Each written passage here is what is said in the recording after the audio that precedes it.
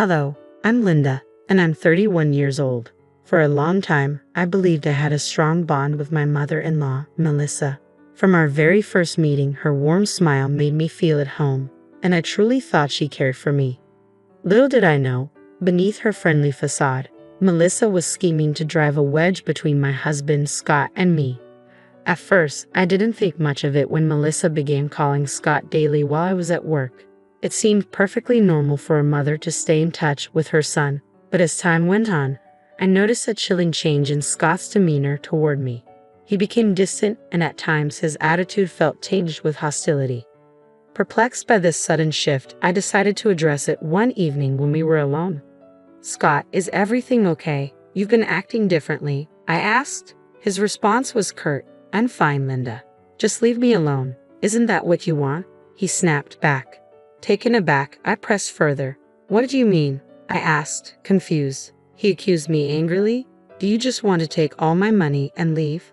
My heart sank at his accusation. "How could you think that? Where is all this coming from?" I demanded, feeling deeply hurt. Scott sighed, his expression softening as he sank into a chair, burying his face in his hands. "I'm sorry for lashing out, Linda. It's just, something's been bothering me," he admitted. "What's going on, love? We can face anything together," I reassured him, hoping to lighten his load. After a moment of hesitation, he confessed, "It's hard to say this, but my mom has been saying negative things about you during our calls." I was shocked. Melissa, the woman I had come to regard almost as a second mother, speaking ill of me. Initially, I struggled to believe what Scott was telling me. How could she betray us like this? As doubt clouded my judgment, I cautiously asked, "Are you sure you're not misinterpreting her words? Sometimes communication can get mixed up." But Scott was adamant. "I'm not misreading anything, Linda. It's clear my mother has taken a dislike to you, and it's not just a misunderstanding," he insisted. "That's hard to believe," I replied, still in disbelief. "Just last week, Melissa and I had a great conversation. I shared our recent successes and our plans to start the business we've always dreamed of." Scott countered with a troubling revelation. "That's ironic because she told me today that you're planning to hijack our business, register everything under your name, and then disappear with all the profits." Flabbergasted, I shot back, "That's absurd. Why would she say such things?" Scott sighed, a mixture of frustration and confusion lacing his voice. "I know it sounds crazy, and I hate to admit it, but her words have been gnawing at me. I started to believe her accusations, which is why I snapped at you earlier. I'm sorry." Determined to clear the air, I proposed a plan. "If you think I won't believe you, let's prove it together. Next time she calls, I can listen in without her knowing. How about connecting me through Zoom while you take her call on speaker? This way I can hear everything she says." "That sounds like a solid plan," Scott agreed, his hope rekindled that this would help us understand the situation better. We set our plan in motion the very next day. While I headed to work, Scott stayed home to prepare for the call. True to our arrangement, he added me to a conference call while answering his mother's call on speaker. Unaware of my silent presence, Melissa began their conversation with the usual pleasantries before quickly shifting to express her concerns. "How was your day, Scott?" she asked. "It was fine, Mom. And yours?" he replied. "It was stressful," she said, and I braced myself to hear more. "I've been really worried about you, especially given your situation," Melissa said, her voice dripping with concern. "What situation?" Scott asked, playing along. "The fact that you're married to such a deceitful woman," she blurted out, exposing her true feelings about me without hesitation. Hidden on the other line, I listened in shock as the reality of Melissa's animosity became painfully evident. Her words were not mere misunderstandings. They were calculated and harmful. "She doesn't love you, Scott. How much more do I need to say for you to see the truth?" Melissa's voice was thick with distress. "These things affect me too, you know. The longer you stay with that woman, the more it takes years off my life due to stress." "Mom, please stop," Scott interjected, his patience wearing thin. "I haven't found any proof of what you're claiming, so please stop with these baseless accusations." "So you're calling me a liar now? You don't want to hear my advice?" Melissa retorted sharply. "I'm just telling you the truth. She hates you. If you're not careful, she's going to take all your money and leave you. Let me call you back, okay? Love you." "Wait, let me tell you more." But Scott had reached his limit. He hung up the phone and unmuted me from the conference call. "Hello, Linda. How could she speak about you like that? Has she lost her mind? Scott was visibly shaken. I know it's a lot to take in. I'm sorry you had to hear all this, but it was important for you to know the truth firsthand, he said. I'm speechless, I replied, my voice heavy with disbelief. She sounded like a completely different person, nothing like the sweet lady who used to check in on me. Now I see that she's only been pretending to care, gathering information to twist against me and make you distrust me. As the reality of Melissa's deceit settled in, I felt an overwhelming sense of betrayal. The person I once thought cared for me had been scheming all along. I once viewed Melissa as an ally and supporter, but now I realized she was actively working against me. Scott reassured me. I no longer believe her words, especially after our conversation last night. That woman is unbelievable. I almost fell for her lies, even though I trusted her as my mother. I understand, babe. It must be hard to come to terms with the extent of her lies and deception, especially since she's your mom, I said, trying to comfort him. I'm more angry than anything, Scott admitted. I don't know what she hopes to gain by constantly speaking so harshly about you, but at least now you've seen it for yourself. She's completely lost it, he continued. Yes, we need to confront her about everything, I agreed. Of course, so let's do it now, Scott suggested, surprised by my pause. I think we should wait a bit, I replied thoughtfully. What do you mean? I thought now that we know, we could just confront her, he pressed, not understanding my hesitation.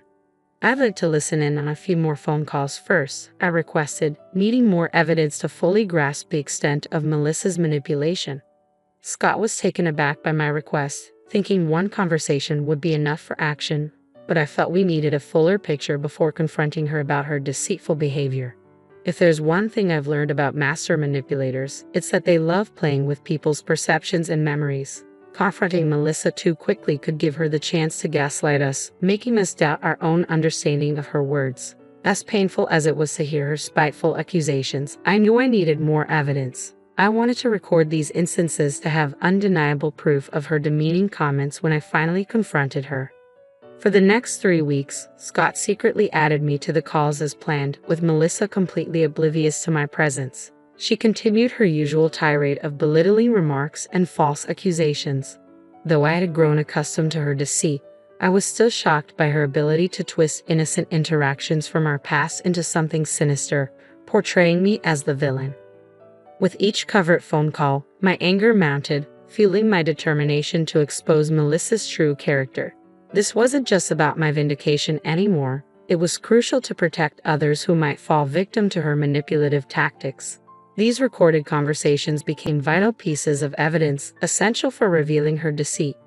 As I braced myself to confront her, I knew it wouldn't be easy to challenge a family member who had spun such a complex web of deceit. Yet I found comfort in Scott's unwavering support, ready to stand by me against the barrage of lies we were sure to face after enduring these weeks of secret listening and evidence gathering. I was fed up with my mother-in-law's relentless undermining. It was time to take a stand. One evening, Scott and I settled in our living room, strategizing our approach to finally confront Melissa. Just as we were about to refine our plan, the shrill ring of my phone shattered the quiet. It was Melissa calling me directly, likely another one of her so-called friendly check-ins. After uncovering her deceit, I was furious and ready to confront her immediately. However, Scott hesitated. Wait, babe, I know you want to address this now, but maybe we should hold off for just a moment, he suggested.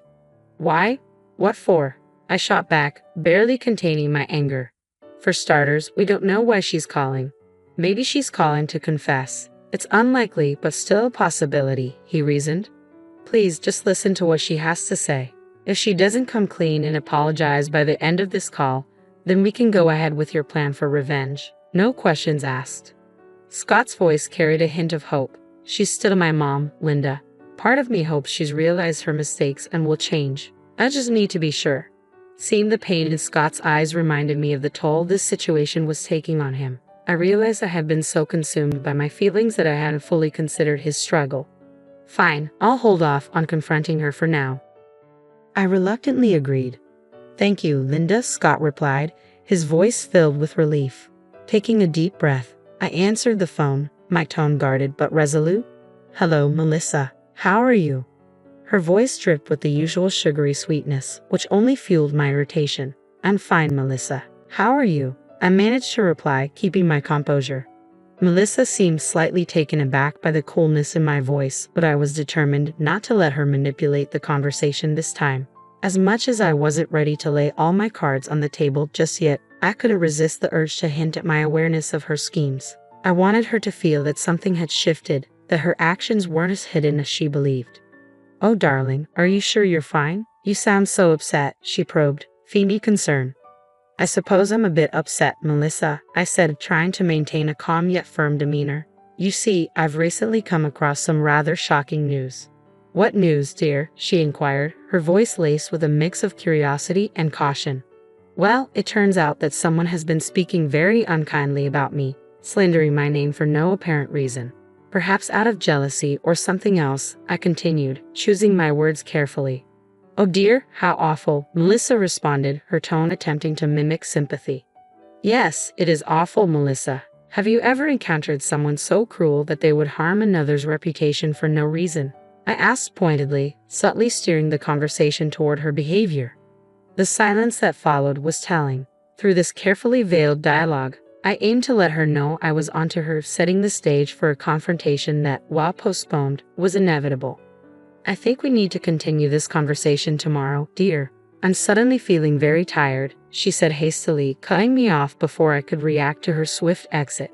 As soon as the call ended, Scott's phone buzzed with a new notification. It was a text message from Melissa. "Got another update on your slimy wife. Someone else has been talking about her too. Turns out I'm not the only one who thinks she's no good. You need to get out of that situation while you can. I'll call you tomorrow while she's at work to tell you the full story." Both Scott and I were stunned, deeply hurt by her ongoing deception. The sight of the text seemed to obliterate any lingering doubt Scott had about his mother's duplicity. He looked ready to take decisive action. "We need to stop her, Linda. How can she continue to be so deceitful?" he said, his voice a mix of anger and resolve. "It seems she cut the call short to fabricate more lies about me to tell you tomorrow." "This is sickening, Scott. I can't believe she would go to such lengths," I replied, feeling a swell of outrage and sadness. "I don't care that she's my mother. She's wrong, and she must be held accountable for the pain she's causing us," Scott declared, his face set in determination. Despite the grim revelations, this ordeal strangely brought Scott and me closer together. We found comfort in each other's company, reaffirming our bond during this tumultuous time. As we spent the night consoling each other, our resolve only strengthened for the next day. I headed to work with a renewed sense of purpose, knowing we were finally going to confront this issue head-on later. Scott called me, signaling it was time to execute our plan. As usual, he added me to a conference call while Melissa was on the line, unaware of my presence. Once the usual pleasantries were exchanged, Melissa wasted no time diving into her fabrications. "Oh, what a day it's been. You wouldn't believe what they've been saying. Some people are accusing her of embezzling funds and bribing officials to get her way. I was so upset. I practically begged for your comfort yesterday." I played along, but her words ignited a fire in me. "Really? Is that how you remember our conversation from last night?" I interjected, finally breaking my silence. The surprise in her voice was palpable as she realized I had been listening all along. "I don't remember saying or doing any of those things at all," I stated calmly, my voice clear and unwavering. Caught off guard, Melissa nearly choked on her drink, probably thinking she was hallucinating for a moment. "Don't worry, Melissa, you're not imagining things. I'm here on a conference call with Scott. I've been listening to your conversations for the past 3 weeks," I revealed, my tone steady. "Linda, how did you? I believe there's been a misunderstanding," Melissa stammered, her voice pitching with panic. I let out a cold laugh, refusing to let her twist the narrative. "Oh please, don't insult my intelligence, Melissa. The act is up. I'm fully aware of the games you've been playing and the lies you've been feeding Scott. We're no longer going to be pawns in your schemes. I can't believe you'd be so cruel and manipulative for no reason." "What drove you to do this?" Scott chimed in, his tone a mix of disbelief and frustration. "So, you think you're better than me now, Scott? Do you think you're some kind of hero trying to save the day? I haven't done anything wrong. I was just discussing hypothetical situations. It's not my fault you two misunderstood everything." "You're pathetic, Melissa. Even now, after being caught, you're trying to cover your tracks so clumsily," I countered sharply. "But don't worry, I've recorded everything you've said. Let me refresh your memory a bit. I then played some of the audio recordings. For weeks, I had listened to those cruel words, and each time they sent chills down my spine. But I could sense Melissa's panic. Her voice faltered as she attempted to talk over the recordings, desperately trying to defend herself against the undeniable evidence being laid out before her. Finally realizing she had no escape, Melissa dropped her facade. Well, Linda, guess what? I don't care that you found out the truth. So what? What are you going to do? We all know you're bad for my son, she retorted, her tone dripping with contempt. Bad for him in what way exactly? I pressed, eager to hear her justification. I don't know. You're hiding something. I can feel it. I don't have any evidence, but I just know you're no good for my son, she snapped back, her argument weak and baseless. Her accusations highlighted her desperation and inability to manipulate the situation any further. I'm going to expose you for the manipulator you truly are, you deceitful person. How dare you? Once I tell everyone in the family about this, they're all going to side with me, not you. No one will believe an outsider like you, Linda, Melissa hissed venomously. You're mistaken, Melissa, I replied calmly, confidence ringing clear in my voice. What you haven't realized, despite my earlier mention, is that I've been recording this conversation too. That includes your conversation with me last night and the text messages you sent to Scott. You've played your hand, and now it's time for you to face the consequences. Not only are these conversations recorded, but we also have evidence of your ongoing deceit. Scott's voice, a mix of sadness and resolve, cut through the tension. I hate to say it, but I'm done making excuses for you. I can no longer justify your actions or hope for your change. Sensing the gravity of her situation, Melissa suddenly shifted her tone. Baby Linda, let's discuss this privately. This information doesn't need to spread. I'll apologize, alright? Just delete those recordings. Let me come over right now. You're finishing your shift soon, right? Let's settle this over a cup of tea. Save it, Melissa. Your attempts to clean up your mess are pathetic. Do you have no shame? It's far too late for apologies, especially when they come only after being caught. Who knows how long you would have continued this deceit if we hadn't confronted you today. I shot back sharply. We're going to tell everyone about your actions, and there's nothing you can do to stop it. Just to be clear, I no longer wish to be in contact with you. I can't surround myself with your negativity any longer. Scott declared firmly, as promised in our conversation. We exposed Melissa in various family group chats, informing our relatives of her manipulative tactics. Overcome with fear and embarrassment, she left the family groups, but we added her back so she could face the consequences of her actions. Everyone in the chats was disappointed and appalled by her behavior, and they unanimously agreed that she needed to be temporarily excommunicated from family gatherings to reflect and hopefully improve her character. Melissa called us repeatedly, pleading for us to stop tarnishing her reputation, but we stood firm, reminding her of the bed she had made for herself.